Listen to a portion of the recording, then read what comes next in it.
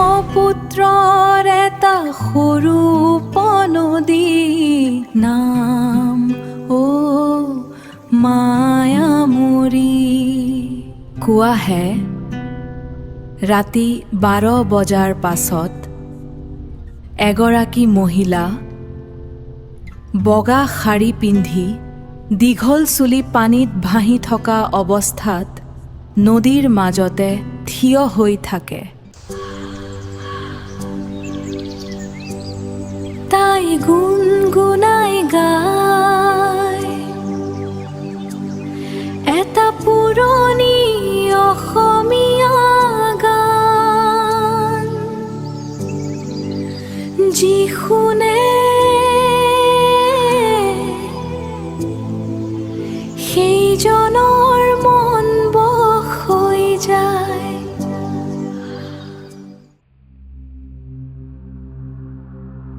পিছদিনা তেওঁৰ নিথৰ দেহ নদীৰ পাৰত উপঙি ৰয়, কিন্তু মুখত থাকে এটা অদ্ভুত হাঁহি,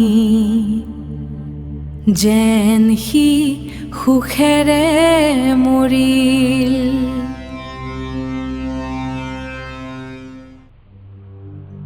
এদিন ৰঞ্জন নামৰ এজন ল'ৰা তাৰ অসুস্থ মাকৰ বাবে ঔষধ বিচাৰি গৈ আছিল। হঠাতে সেই গান, সি ৰৈ গ'ল। তুমি কোন? সি সুধিলে।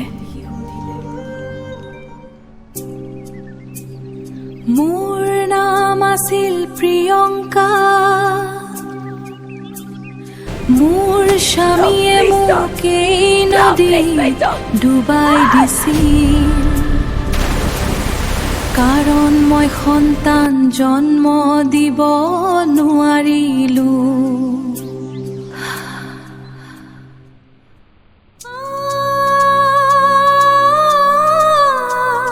তেন্তিয়া এতিয়া তুমি কি বিচাৰা?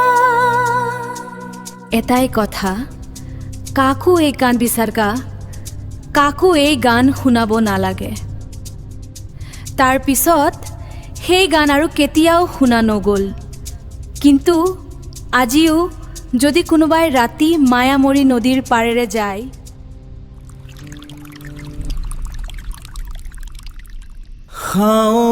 आता है চামেলি ফুলৰ গোন্ধ, সেই গোন্ধ সদায় সুন্দৰ নহয়, কেতিয়াবা বৰ তীব্ৰ।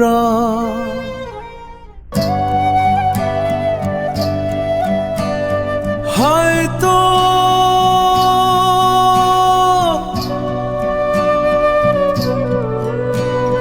তাই এতিয়াও তাতে আছে।